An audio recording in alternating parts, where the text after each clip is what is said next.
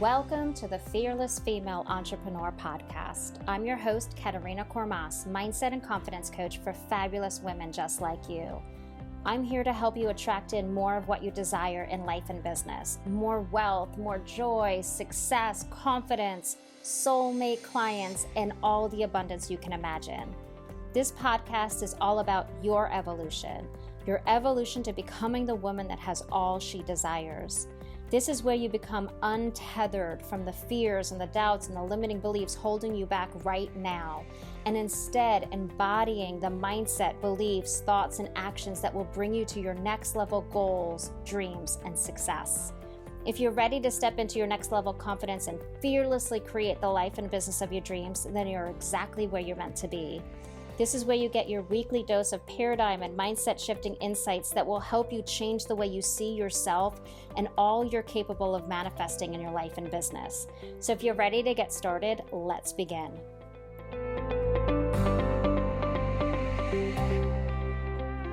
Hi, y'all. Welcome back to the Fearless Female Entrepreneur Podcast. I have a very special guest on today that I'm super excited to chat about. Kate Decker. She is a business and lifestyle coach. She's also known as the Sparkle Queen because she's very sparkly. I came across Kate in 2020 watching a summit, and I have followed her ever since. And then last year, I jumped into one of her programs, and it was one of the best experiences of my life. It was exactly what I needed in my business, but also Kate, your just like approach to life and your approach to business, it's so captivating and it's so real and you're so relatable and you're so fun to watch. So I'm so excited to have you on today. Welcome. Oh my gosh, thank you so much for having me. I'm so excited. It's so wild that you said that you met me in 2020. I had no idea that it's been so long. Like, holy guacamole. Yes, I remember you were on a summit and I like watched your whole thing. And then I would watch all your live videos. I think I kind of fell out of the algorithm for a while. And then all of a sudden you popped up one day again. And it was just so fun to like, oh, right. I remember I followed her for a while. Where'd she go? Nice. I love that. I was a lurker. I wasn't an engager. I was a lurker watching. I think it's just so great for people to also know that it's like some people are watching you and you will not know until 2 years later that they were watching you all along. Yeah. We always want people to like work with us right away and follow us and everything. But really, like it was 2 years before I actually jumped into one of your programs. I watched as you sold all the programs and launched all the programs. I just didn't jump in until I was ready, until that intuition was like, this is it right now. This is you. That's so perfect. Yeah.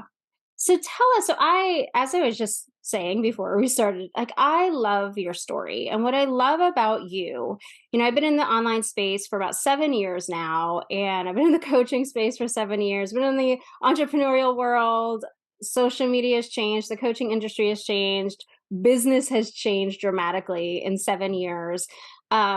And what I love about you is that you're not just a highlight reel, you real life. Like you don't just share the big successes. You're sharing your journey along the way. You're not pretending to be somebody else. You're not pretending to have success that you don't have. Like you are showing exactly what's happening, what it's really like to grow a business, but also what it's really like to like you're a lifestyle coach, how you build your lifestyle. And I think for so long in society, it's always been, the work-life balance, as if work and life are separate, as instead of both being a part of us. And you really teach from a place and are an example of a place of living life and running a business kind of entwined in one, as opposed to separating it out.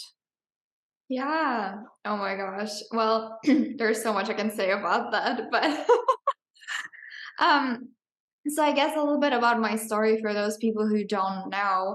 I started in the online coaching industry at I would call it like the very, very, very end of 2018, the beginning of 2019. And I think that one of the reasons why I am so good at putting together the life and work balance and like not necessarily seeing them as something that needs to be separate in a way, I might want to explain it later, is because I started from this deeper calling of I just want to be happy in my life. Like, if I get to the end of my days, if there's one thing that I want to see when I look back over my days, it's that I would be able to say, I was freaking happy. I did the things, I had fun, I enjoyed myself, and like, that's it. And from that space, I started creating my business. And at first, I was actually talking a lot about just the joy and happiness, and that's slowly how that sparkle and sparkle queen came about, because it wasn't just like, oh, giggles and unicorns and rainbows. It was that joy and sparkle with the all of the real stuff that's happening, right? So I started building on that foundation, and I really was convinced, like in 2019, I was like, okay, it's going to happen. This is my year. I am ready. Like, this is going to be my 6-figure year. And I invested in 3 programs. I swiped the credit card on New Year's Eve, in 2018, going to 2019. I'm like, this is it. This is my year. Like, I'm going to do it. And then, January was like a $400 month, and February was like a $400 month, and March was, I think, $400 month again. And then I was like, okay, it's not going as fast as I would want to, but I feel like I really need to get some accountability. I need to get a mentor. I need to get a coach. So I hired a coach in April, and I hired her as I was making $400 per month, and I paid $35,000 for 6 months of coaching, which was obviously insane. And looking back on it, I have no idea where did that courage come from. Like, how did I feel so strongly, and I felt so bold and so excited and so right? Like, that was a little bit of fear, but it wasn't actually a lot of fear. I was shocked, and I'm still shocked how I did all of that. And I think I just want to highlight it. Like, it just felt right. It felt like a desire. It felt like a pull. So that's why I did that. And 6 months working with that coach, at the end of that, which was now September of 2019, when I was like, this is my year, it's going to be a 6-figure year, I just hit like $2,500 a month, the highest. And I did end up having September be like a $6,000 cash month. But holy guacamole, was it far from my vision of 6 figures.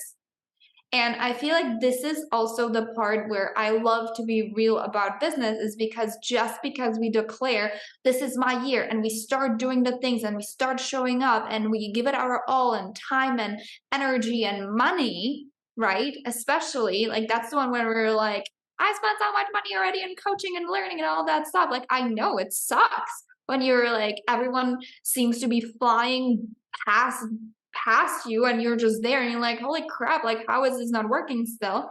And this is where that conviction and keep going, really, until it all unfolds, kicks in. And one of the things that I'm really, really proud of myself is that I didn't stop there in September and was like, okay, well, 6 months of coaching is done. I'm done. I haven't made the money back. I said to myself, we're going until I break through. And so I invested with that coach again in a smaller offer. I just still wanted to be in her world, and I wanted to have that accountability and wanted to have that coaching, and I kept going. And then I had a 15K month, and I had another like a 7K month or something. And I ended 2019 with $42,000. Oh, Not 6 figures, but not bad considering how long I was making just $400 per month.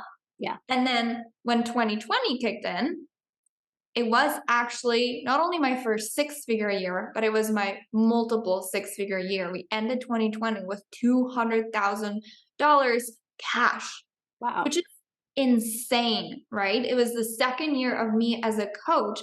And this just really goes to show that when we keep the course and we keep going, like it is going to compound, it is going to add on. But what I see a lot of people doing, and I totally get it, is that stop and go. They Mhm. decide, they're motivated, they're excited, and they're like, okay, I'm going to keep going. And then when it's not kicking in within the 3 months, 6 months, 9 months, they start questioning themselves. They start completely changing their plan. They start completely revamping everything rather than, you know, stay with it and keep going and keep building it the way that they want to.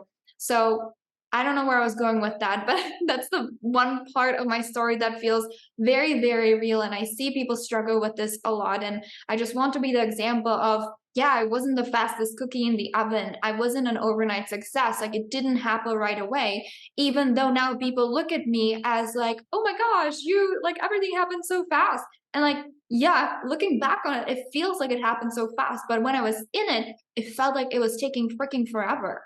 Yeah. And I always was building the business with the joy and fun and the sustainability in the forefront. Like I work maybe, well, now I would say maybe 5 hours per day. It usually fluctuates between 4 to 6 hours. I don't work long hours, but when Mhm. I do, I just do the things and it's like bam, bam, bam, bam, bam. And now I'm done because it's so important for me to have my business work with my family Mhm. and with what I want to be doing. And if that is sitting on the couch and watching Emily in Paris, I'm gonna do that, you know? Yeah. I'm watching it right now. I won't tell you what happens. Don't tell me because I have to wait for my husband to be available, but yeah. But I think you bring up a good point because, we live in a hustle culture, right? We live in the culture of you have to work hard. And this has been one of the hardest mindset shifts for me, that I do not have to be chained to my desk for 8 hours working my butt off. But I think what the beauty of like the way you did it is that there are people out there that hustle, hustle, hustle to have the fast success, right? But that's not maintainable. And they get the fast success and then they're burnt out. And it didn't give them the life they desired, because the life they desired was this. Whenever I talk to women that want to start businesses, it's always, I want the time freedom. I want the financial freedom. I want the creativity freedom. I want more time with my family. I want to have more fun. I want to do the things I want to do. And then they get into business and they're like, I've got to work and I got to work and I got to work and I got to sacrifice my family time. And all of a sudden they might hit the success. And then they're like, well, it didn't give me what I wanted. Well, you didn't create it the way you wanted to. You wanted the fast success as opposed to the foundation that looks like the life you want to have. And I know that was my problem in business, is that I sacrificed my life for years, and I wasn't actually successful because I was doing things I didn't want to do, that didn't feel good for me, because wanted the result. I wanted the result. I wanted the result. I got, oh, this isn't working. Let me change and try this because I need the result now. I need the result now. And it was not fun. It didn't give me any time. I lost precious time with family and friends. I had no life whatsoever. I was completely stressed out. I was gaining weight. I mean, I was a mess because I'm like, I need the success now. And yet it wasn't bringing me the life I wanted. And it's a pattern that I see when women start their businesses. Yeah. And I'll be honest, it's really hard because my husband, he is a pilot in the military. So he works really hard and really long hours. And, sometimes he would be like on the road for like 24-hour a day. And it was really tough for me to be the one who's like, I just like worked for 4 hours and then I went for a walk. Mhm. Yeah. So right? And especially before I was making that money, there was like, I don't have anything to show for it. I didn't have something to justify my free time or my creativity time with that. And I feel like this is where a lot of us struggle. It's because we're like, well, I can slow down once I have something to show for it. But because I'm not making money, I really need to spend all of my time doing this. And I need to be completely, glued to my desk. And what we need to realize is that the work that we're doing right now, especially as coaches, as mentors, as content creators, as influencers, because we're all of that at once, it's a creative work. It's not putting numbers from one, column to the other. This is creative work. Your content is creative work. Your coaching is creative work. So we do need that mental space to be able to be creative. Like today, I had a great idea for a post because I went for a run. Mhm. Yeah. And a lot of times people ask me, like, oh my gosh, Kate, how do you come up with all of these amazing metaphors in your coaching? How do you come up with these stories? How do you come up with these, examples that you teach through? And my answer is always, I live. Live. Yep. So I good. live and I live what I teach, right? Because it's not just I go and I check out and I just watch Emily in Paris, although I might do that as well. But I go for that run and I push myself and I'm coaching myself through it, right? Or I talk to my husband who's a runner and I let him coach me through it. Or I cook something and I'm thinking about like I just like I'm always kind of thinking about things that I do, but it's because I desire to be that person, right? It's Yeah. not like it's part of my job, it's both my life. I want to be the best version of myself, the healthiest, the wealthiest, the most successful, the happiest. And so, of course, I'm applying those teachings and I'm applying them anywhere and everywhere. So then I have tons of examples that I can share when I talk about business or when I talk about money or when I talk about anything. Yep. Yeah, I saw a post from Gary Vee once, and he was like, people ask me how I come up with the content. And he's like, my whole life is content. He's like, I don't just sit and create content. He's like, I live, and it's from everything I do becomes content. Whether it's he's doing a video or he's out living life, it all becomes content. And it takes a it's like building a muscle. It's building a muscle and allowing yourself the space, because I think we forget that, like, you need the space to, one, embody the work that you're doing, right? Like, you can't just have a mindset shift, get over the fear, start doing something you never done before, like start a business, and think that if you're just focusing on the business, you're going to become that person. No, it has to become who you are, and that means you have to go out and live and do it and be you as the person that does it.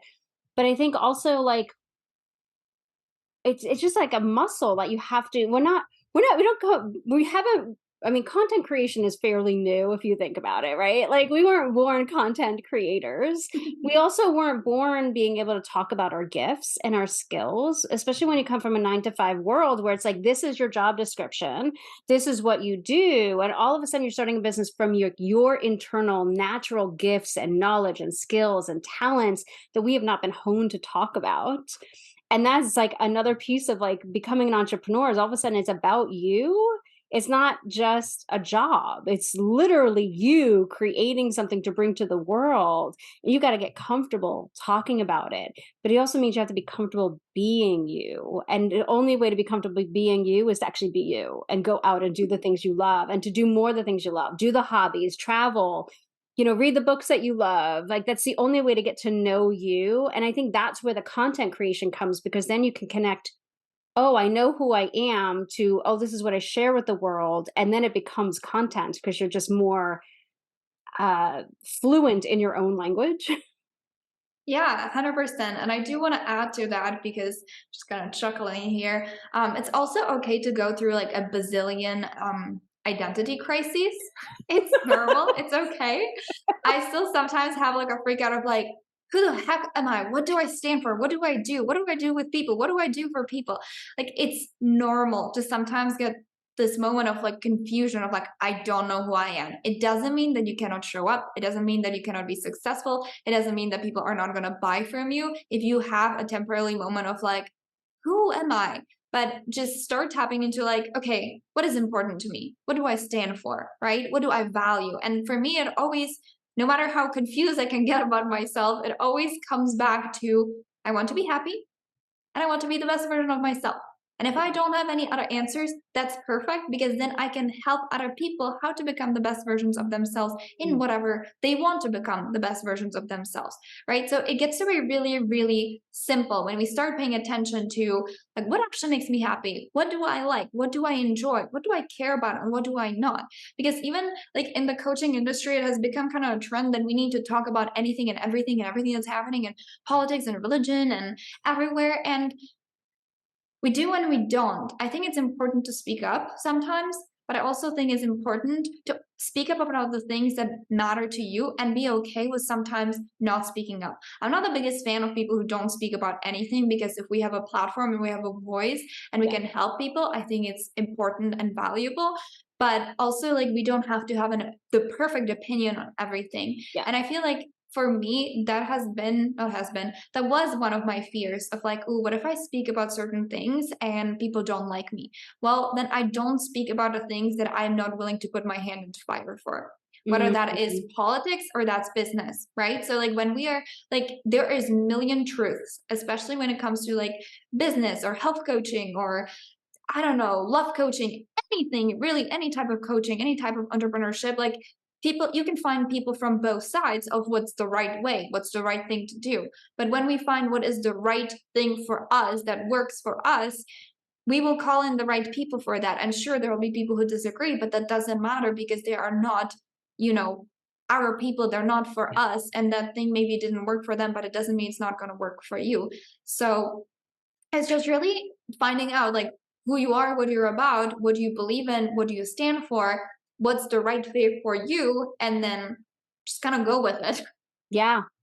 It gets to be that simple too. And it really does get to be about what are you passionate about? What can you talk about all day long? What's so important to you? I think, it's so funny when you start a business, it's a big jump, right? It's totally different than having a job and there's a lot of nerves. But you always start with like the simplest thing, which is like your why for wanting to start it. Like for me, it was always I worked in the nonprofit world and you would think, oh, I made an impact on people, but I wanted a direct impact. I was so tired of being like 10 people removed from seeing anybody get any result. I was like, no, I want to help people. And then when I realized I wanted to help women start their own businesses, build their confidence to do that, that's your why. And it's like we sometimes get so deep into or start the wheels in motion on building the business that we disconnect from the why and we think we need all these other things. And yet it always comes down to the why, your gifts, your talents, what you know about it, why, your own story around it. That's what people, I remember, this is a funny story because this is so naive of me, but also it worked. I remember starting my coaching business and be like, I'm going to create a website and everybody's going to find me from my website. And so I create this website. I think the only pages I had on there were like my one-on-one services, about, and home. That was it. And my story went on how I was miserable at my job and how I thought I could never be happy, I could never find joy, and how I started my business, whatever. Do you know people found me from I didn't have it anywhere else. I wasn't on social media yet with it, and people found me somehow. I don't know how. I got client after client, but it was just like it was that simple. And why did they hire me? Every single one. I heard your story and that's what I wanted. I read your story, that's what I wanted. But then I made it complicated. Then I'm like, then I have to be on all social media platforms, and then I have to find, and people are like, what problem do you solve? And this and your niche. The niche killed me, my business. Like the niche was like, I mean, it was like dead in the water for 2 years. And I was like, oh my gosh, it really was about when I started, I had just such a passion for it. I was as green as anything. But it really does come down to what you're passionate about, how you want to help people. And that speaks for itself. Yeah. Yeah. Yeah. I Yes. love it. And Um, like, yeah, I no, think okay. we oftentimes we forget like how powerful our story is, right? And like majority of people start coaching, any type of coaching again, because of what they've been through. Mhm. And that alone, like if we just did that and helped people to create their own version of that story that they want, like that's more than enough, right? And that's why I believe that we always attract the right people if we are speaking from our hearts, if we're talking about what we've been through, what we are the embodiment of, because like we're just like this giant magnet, and yeah, we can attract people even through a website. Like there are so many mysterious ways that clients found me. I cannot even tell you, like, just people completely out of the blue wanting to work with me, and I'm like, "I don't even know where it came from, like, what's just happening?" Like, Facebook business page isn't even, like, a thing, I don't even use it, and I had so many clients come through, like, my Facebook business page because they found me, and I'm like, "What in the world?" But the people who want to find you, they will always find you. Well, and I think it also is like we're always co-creating with the universe, and the universe already knows who needs you. And I think we forget that part. We want to attach to that how. I did this thing and that's how people came. I did it like evidence. It works. I'm doing this effort and it works. But the universe is always like, okay, this person's ready for you, and like moves them to a place where they can find you. And sometimes none of my clients have ever come from Instagram, and I spend most of my time on Instagram. None of them have ever come from, they've come from podcasts, they've come from people I know, they come from random Google searches, they come from blog posts I put out like 7 years ago. It just Yeah, never comes like, and it's I've learned in 7 years, it's none of my business where they come from. None of my business how they find me. yeah, and the thing is, like, just because they are not coming from Instagram doesn't mean that they're not gonna, right? But that's why we want to also spend place, like, the way that we want it, right? It comes, back again to that joy and fun. I do wanna highlight this, it's important to do the work, it's important to show up, it's important to, like, be like, "Hey, I'm here," um, Mhm. and share the content and, like, put ourselves out there so that there is something to be found when people find us. But it's also so important, I just lost my train of thought. Make It it fun, happens. have fun. That we have fun. Yes, that we spend the time on the platforms and the places that we enjoy ourselves. Like, I have, for example, so many people tell me like, "Oh my gosh, you should be on TikTok, you should be on TikTok." And I'm like, "I just don't feel the pull to it right now." Like, it feels too much, too overwhelming. I am loving Instagram, and that's where my clients come from, right? Right. And for you, it's like, "Oh, my clients never came from Instagram." And it's just we get to do the things that we love, that we enjoy. We still need to stretch ourselves to try some new things to figure out if that's maybe something new that we're gonna love. And we still need to show up and do the work, but we don't need to be sitting there and calculating how the client is going to come or how this post is going to perform. And then the person comes. Like, it's a beautiful co-creation, as you said, of that doing and the being and letting go so that the universe can orchestrate it for us. Yeah, the receiving part. Like, we're kinda Yes. giving in the doing. I mean, especially as entrepreneurs, no matter what it is. I mean, I have a lot of creative people, right? You're doing your art, you're putting it out there, you're sharing your gifts with the world, it's out there. But then, like, that's the giving, and then you get to receive it. And I think we block the receiving by staying in the doing energy for so long. And that I've got to keep showing up, I've got to keep showing up. We don't actually leave space for people to come to us and have space to receive them because we're still like giving, giving, giving. And I think it's interesting because, like, it's holiday time now. We're about to all give and receive gifts. Like, I get so uncomfortable receiving gifts, even from family. Like, my mom sent me all of, because I can't go home for Christmas. She sent me boxes of gifts, and I put them under the tree, and I couldn't believe, like, I was really aware of how uncomfortable receiving is. And that has been a struggle in my business because I have been the giver. And like, it's like a relationship. Like, you gotta be the giver and the receiver in order for it to work. Oh my gosh, yes, that's like another huge thing. Honestly, teaching on receiving is one of my favorite things because it trips people up and they're like, wait, what? This is supposed to feel good. This is supposed to feel comfortable.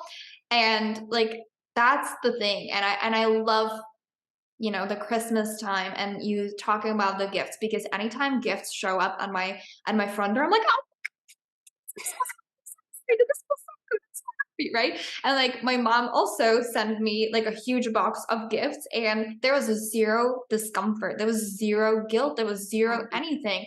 And I'm like, damn, this feels so freaking good. And it's because sometimes, especially I would say as women, we just put this role of like, no, no, no, no, no. I am saving everyone. I am in charge of everyone. So I'm going to be the one who's giving everywhere. And it's not okay for me to receive unless I am not capable of taking care of myself, Mhm. then maybe I will allow someone to take care of me. And that's just so the opposite of the feminine energy. And I think a lot of times also we think that if we it's not okay to receive because it would mean something bad about us. It would mean that we cannot take care of ourselves. It would mean that we're not good enough. It would mean that we're not smart enough, that we're not capable enough. And when we actually find that internal validation, like, no, I'm actually very capable. No, I'm actually really, really good. I can take care of myself. No, I don't need anyone to tell me that I'm smart, that I'm pretty, that I'm good. Like I am, it's so much easier than to receive because we're not creating these weird meanings in our heads. So when we find that internal validation, then even that receiving is going to become more natural. And truth to be told, like I love giving gifts, but when I see people getting excited, like my sister, she's the best receiver. I want to give her everything. Yeah. I'm like, I'm gonna buy her 10 more things. Yeah. And when I see people like my parents, well, mostly my dad, who's just kind of like, "Oh, okay." Then I'm like, you know what? Next time, I'm giving you nothing Yeah. because that's the energy, right? And the same way I always think to myself, like, if someone's giving me something, how do I want them to also feel? If Yeah. even if they don't see me, right? Do I want to be the receiver that's excited, that's happy, and is just receiving it unconditionally, like there's no strings attached? Or am I going to be that annoying receiver that people are like, not gonna give you anything Yeah. anymore because you don't even like you're not even accepting this, Yeah. right? Not grateful. So, Yeah. and Yeah. it's not about not being grateful, it's just that there's this rejecting energy that then turns us off. And so every time that I receive something, I just started, long time ago, I started practicing like, thank you, more please, thank you, more please. I love And that. even though at first it felt really weird, it changed how I feel about receiving. It changed how I felt about getting things. Yeah, and I think what I meant by grateful is, like, it appears to the other person you're not grateful for it, because I've had those people that I know like the gift, but they didn't show it, and it does come across as, like, not grateful for the gift. Do you not like the questioning of, "What is it? What energy are you putting on this gift that I just gave?" I was, thought of you when I saw it, and I'm giving it to you. Yeah, it's like, and the universe doesn't wanna keep giving you more and more stuff if you're just gonna be like, "That wasn't good enough. That wasn't enough. That was okay, but that wasn't what I really wanted." Like, it's like the worst birthday party ever. You go to and everybody gives the kid a gift and, like, they're like, that's nice, but I really wanted I something know. else." Yeah, it's kind of Yeah, awkward too. yeah, exactly. Yeah. So what Yeah. would you so, you have been like such if I encourage everybody to follow you on Instagram because you really do show your life, not just your business. Like, you just came back from a trip from Bali. And I loved following like that journey, which is again a great example of, you traveled, you love to travel, but it was also such an awakening experience for you. And you allowed it to be what it was going to be, as hard as the days were sometimes, and things that unexpectedly happened or whatever. Like, you allowed life to be life, and but still be in your business, and to like make this beautiful. I think it's so hard for us to allow ourselves that it gets to be fun is really hard, because in our culture for hundreds of years it wasn't allowed to be fun. Work was work, and work was meant to be fun, and you're doing it wrong if you're having fun, and you shouldn't be making money if you're having fun. But life just wants to give to you when you're having fun. It doesn't want to give to you when you're not having fun. It really wants you to just enjoy life. Like, abundance of money and experiences is what life is about. It's the limitlessness, and it really does come in the fun than it does in the work. Yeah. Well, I think it's like, watching the pot is not going to make it go any faster. And I feel like a lot of times when we are in our business, we're like there with our phone and watching, did someone sign up? Did someone sign up? Did someone sign up? Right. And we're like watching it. And from an energetical perspective, like if we are in this energy of like pressure and stress and like it needs to happen, like, "Oh, I'm going to will it to existence," then that's like very forceful energy and there's no receiving in it. Yeah. That's not energy of receiving. That's energy of force and pushing and neediness and all of that stuff. So that's not very hot for the universe, if you will. But when we actually focus on living our life and, like do the work and then go live, go have fun, go travel or whatever, then we're in much more relaxed state. We're in the open state. We're in the state of like anything could happen right now. And we allow actually that energy to come through and people feel it and they want to, be around us. And as we were talking about the story, like a lot of the reason why I have hired mentors wasn't because they had certain results. It was because they had the life that I wanted, right? They had the celebrations, they had the parties, they had the family events.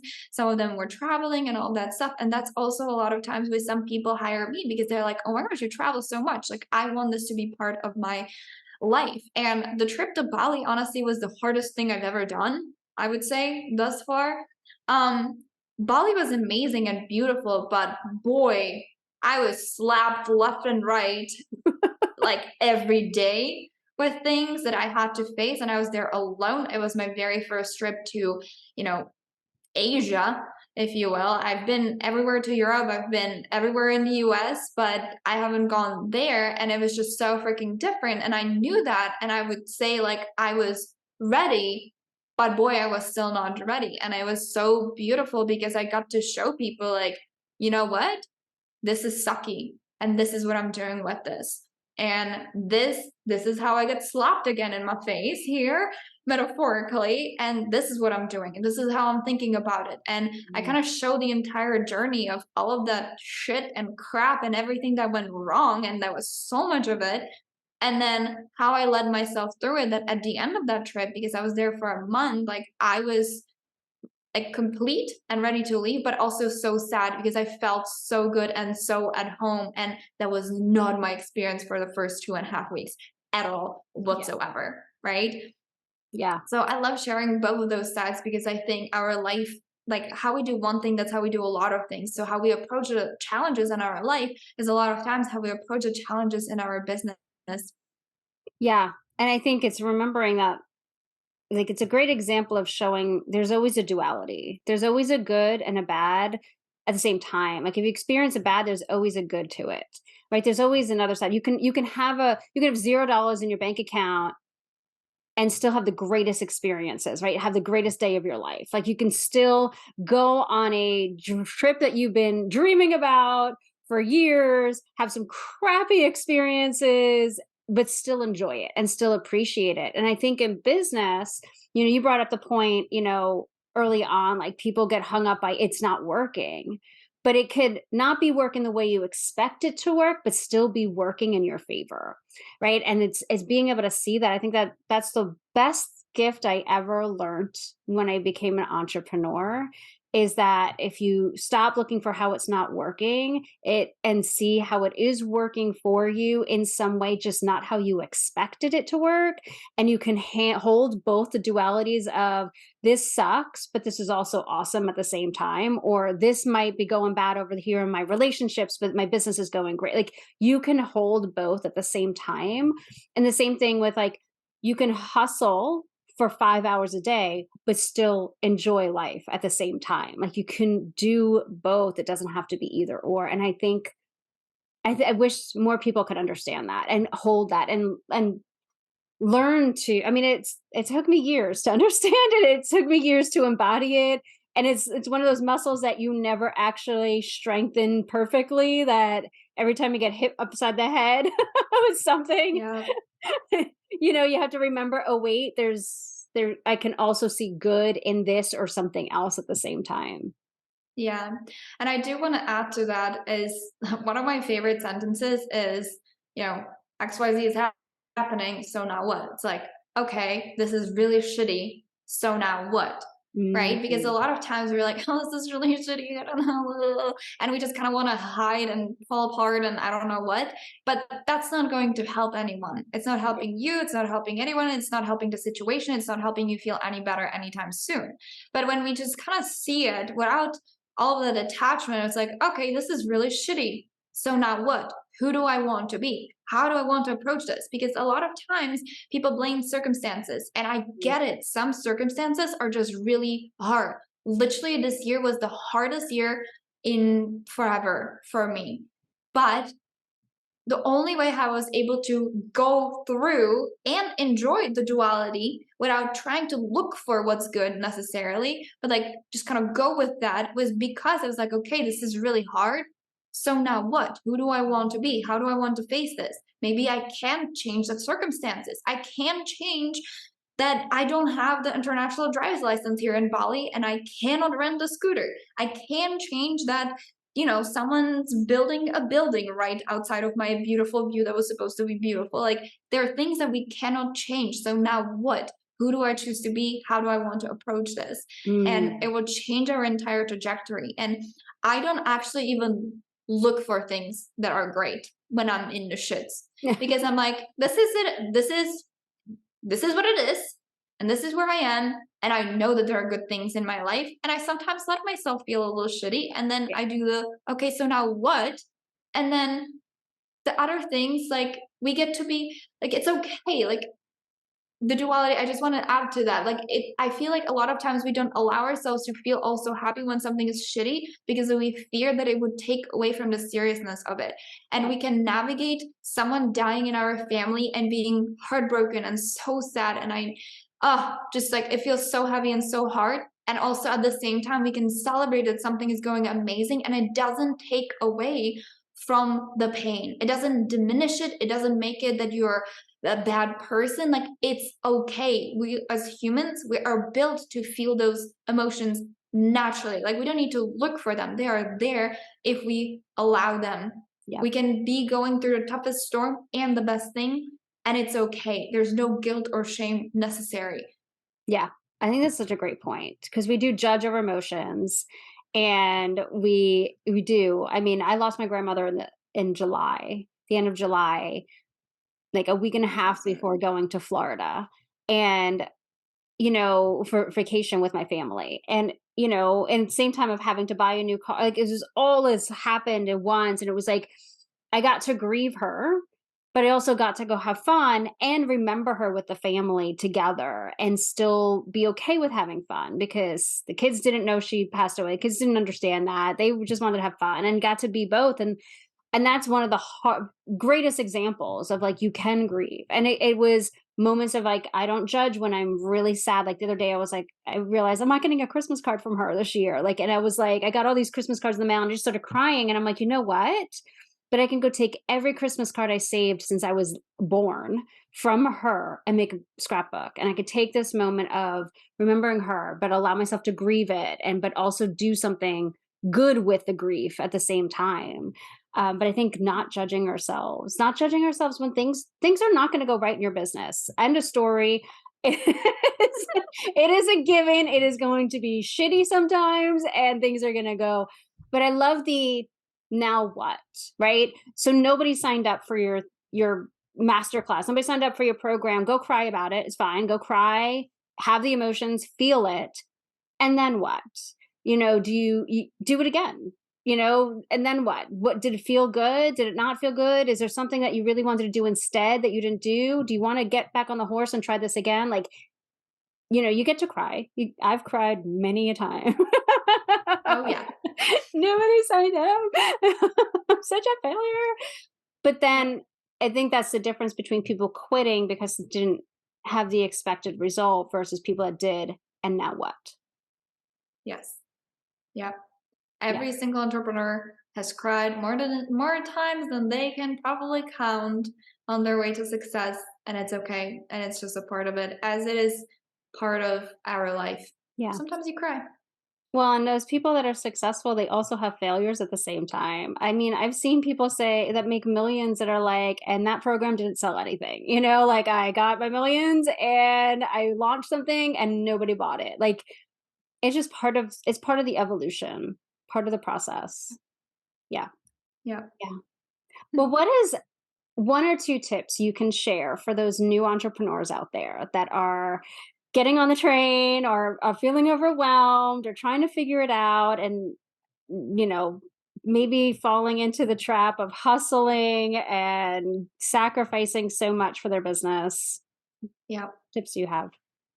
So I think the first one would be look at your current circumstances, because I know that a lot of entrepreneurs, when they're starting, they have a full-time job. You might have a newborn or 3 kids, or I don't know. Look at those circumstances and accept that they are what they are, Mm, and the fact that you have the desire to build this business.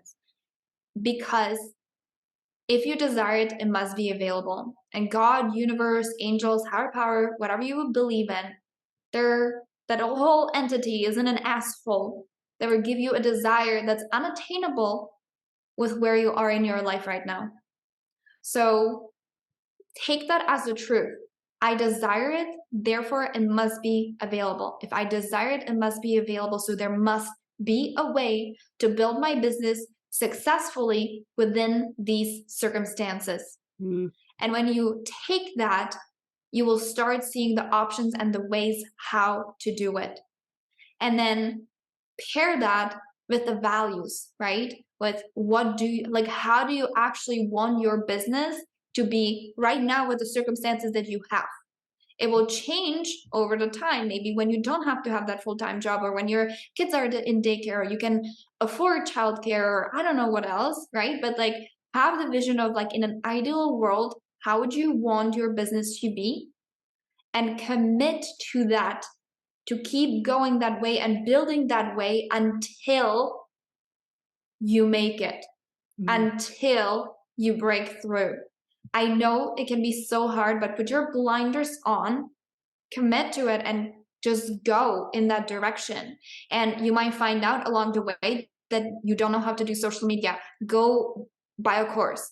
Maybe you notice like, oh crap, I'm like repeating the same mistakes over and over again. Get a mentor. They will call you on it and you will go faster, right? You might notice like, oh shoot, this schedule doesn't work with me. Change it up. But it's like, if there is a way for you to be highly, highly, highly successful, and it may not unfold the way that you expected, but just go one step at a time and see what do you need in that moment to get better, to keep going, to keep moving forward.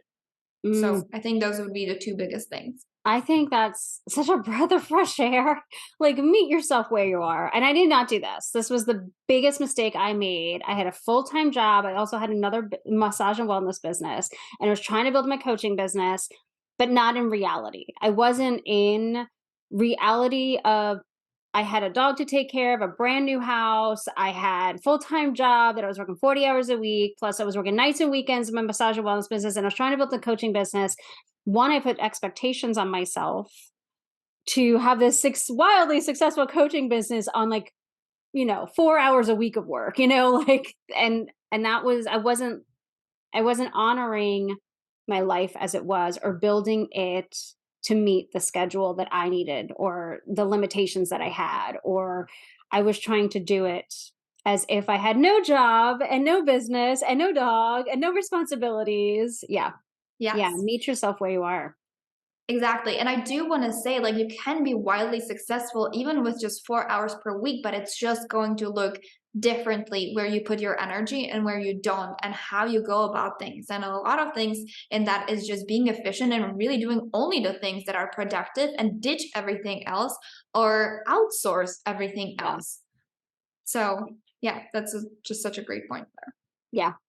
That was great. I think that's like the best advice ever. And it's such a simple advice, it's so simple. I think it's also having the expectation that it may not happen overnight. Like, it's baby steps. And I think we want overnight success, especially when you want to leave a 9 to 5 job and you're desperate to leave.